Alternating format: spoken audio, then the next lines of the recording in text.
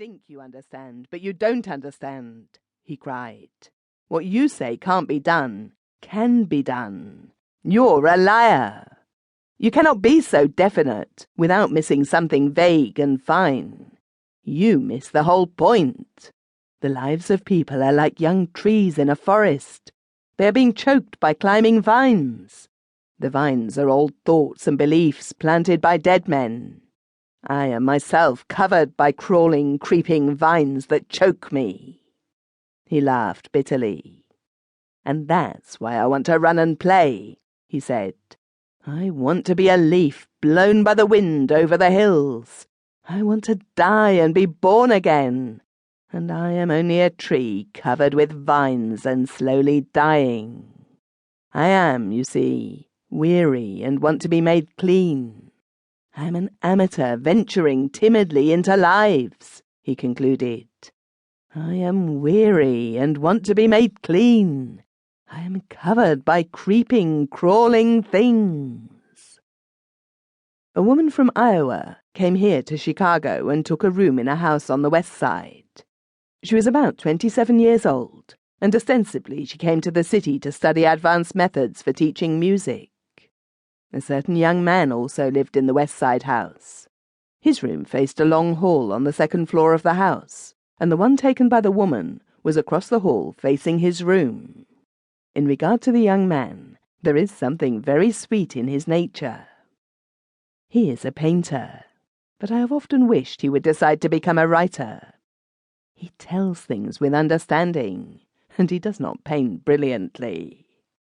And so the woman from Iowa lived in the west side house and came home from the city in the evening. She looked like 1,000 other women one sees in the streets every day.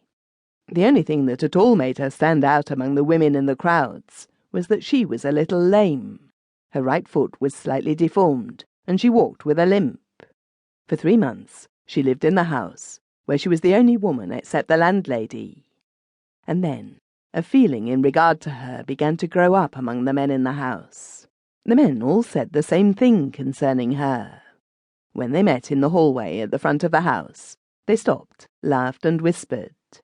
"She wants a lover," they said, and winked. "She may not know it, but a lover is what she needs." One knowing Chicago and Chicago men would think that an easy one to be satisfied. I laughed when my friend, whose name is Leroy, told me the story. But he did not laugh. He shook his head. "It wasn't so easy," he said. "There would be no story were the matter that simple." Leroy tried to explain. "Whenever a man approached her, she became alarmed," he said. "Men kept smiling and speaking to her. They invited her to dinner and to the theatre, but nothing would induce her to walk in the streets with a man. She never went into the streets at night. When a man stopped and tried to talk with her in the hallway, she turned her eyes to the floor and then ran into her room. Once, a young dry goods clerk who lived there induced her to sit with him on the steps before the house. He was a sentimental fellow, and took hold of her hand. When she began to cry, he was alarmed and arose. He put a hand on her shoulder and tried to explain.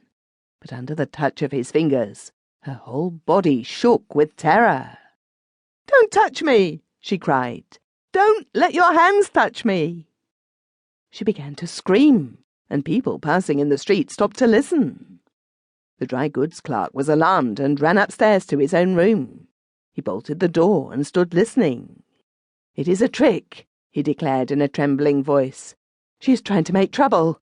I did nothing to her. It was an accident. And anyway, what's the matter? I only touched her arm with my fingers." Perhaps a dozen times, Leroy has spoken to me of the experience of the Iowa woman in the West Side house. The men there began to hate her. Although she would have nothing to do with them, she would not let them alone.